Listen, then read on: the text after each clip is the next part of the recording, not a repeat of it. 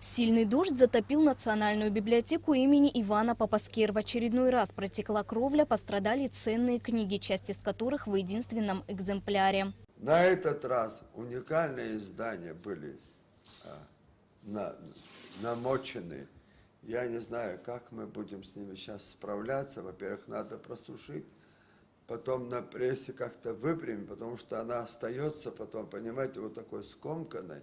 Такая настороженность, опасение к тому, что есть в единственном экземпляре, есть опасение, что мы его потеряем навсегда. Охрана во главе с директором библиотеки с 10 вечера своими силами пытались очистить затопленные залы, а вода все прибывала. В течение нескольких минут потоп с крыши достиг второго этажа и затопил его местами до 15 сантиметров. Когда охрана не смогла справиться с водой, которая стала расти на полах, и вот мы с замом Ахачей, и я сюда пришел, и вот возможно, вода льет сверху прямо ручьей, а мы подставляли ведра, и у нас есть большие такие баки мусорные. Вот представьте себе, он где-то 60-70 литровый бак. Пока мы 2 ведра уносили, сливали, она тут же наполнялась. Вот таких катаклизмов каждый ливень, ну, что-то же должно решиться. Я просто обращаюсь. Пожалуйста, помогите сохранить наше наследие. Привыкшие к последствиям непогоды, работники библиотеки пришли на работу раньше обычного. Не теряя времени даром, они, засучив рукава, принялись спасать книги. Такая ситуация, как они поясняют, наблюдается здесь практически после каждой непогоды.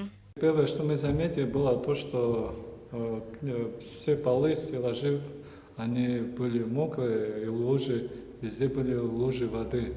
Каждый раз, когда после дождя, после снега происходит то, что водосток на крыше не справляется с водой и, переливаясь за край, он проникает в наши отделы. Хотелось бы, чтобы как-то более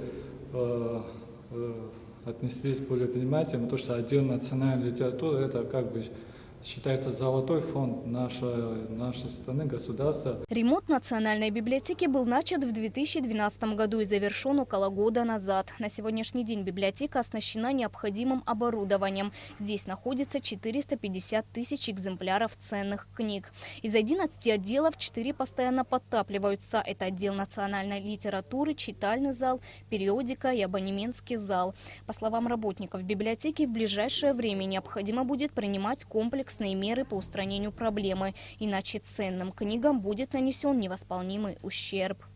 Аманда Пони, Астамур Гошба, Абхазское телевидение.